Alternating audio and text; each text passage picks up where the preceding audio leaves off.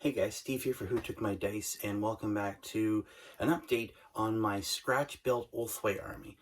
It's been about 9 months since I showcased it last. Haven't had too much work on it. As I mentioned in the last video, a whole bunch of different real-life issues, but I have finished up making my own version of an Autarch. So the combat field commanders of any Eldari Craft World army, they're the guys that have followed every single aspect shrine, and instead of following a different path and forgetting it all, they've learned everything they can without falling directly in the path of becoming an Exarch.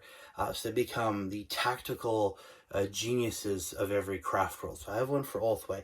Again, if you haven't seen last video, I'll get that somewhere up here.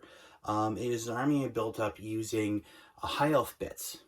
Obviously, the high elves don't really exist the same way as they did, thanks to Age of Sigmar and all that. So I used them to create a small Ulthwe force. So now I have the Autarch for it, and we're going to take a look at that right now. So here we have my Autarch. I've used the bodies of a chariot along with the axe, basically every bit of one of the guys that would have been in one of the White Lion chariots. I've also built up a larger basing system for him.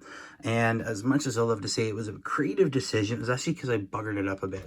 I actually glued him to the smaller base. And then while looking at Autarchs online, I realized that they are on a much larger base.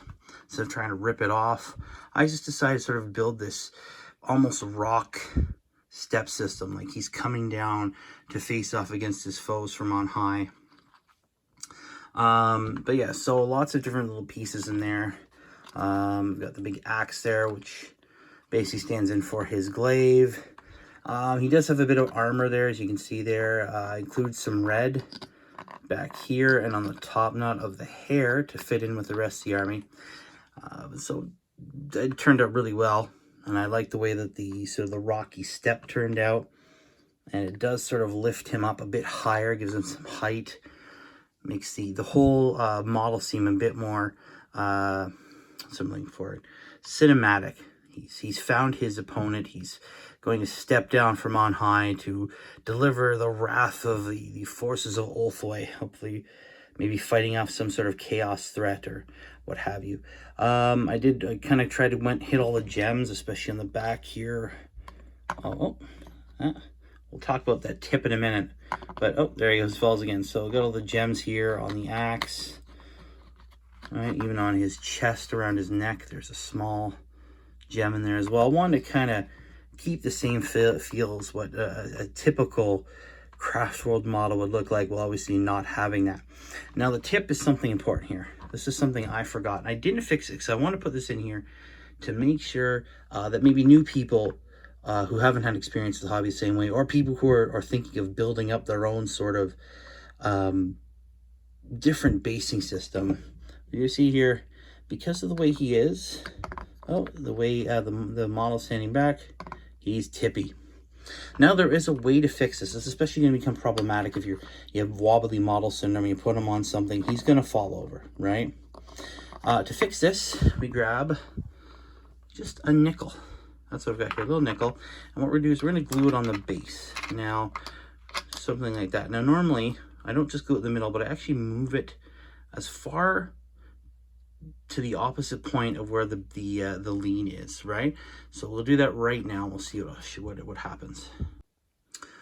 Okay, having allowed that little nickel there to dry to the base, we'll notice he doesn't want to tip over anymore.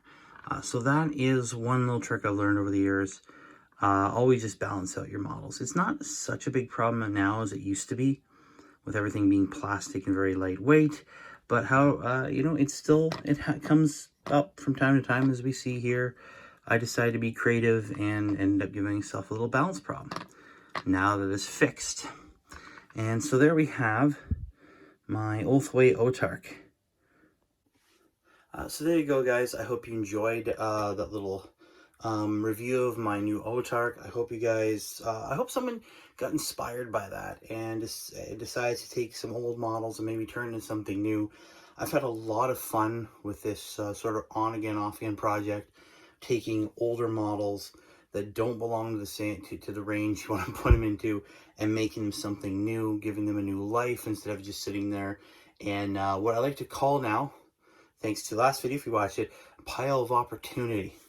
It's definitely it's something I'm trying to do to be more positive with my hobby, more positive with how I look at it, and take my time and generally just put in time wherever I can, however I can, to keep building up my armies, enjoying my hobby time, and getting the most out of it, which I hope you guys too. And that's why we do this, why I do this. I hope you guys enjoy this. Thank you very much as always. If you haven't, like, share, subscribe, you know the business. I'll see you guys later. Keep rolling those dice.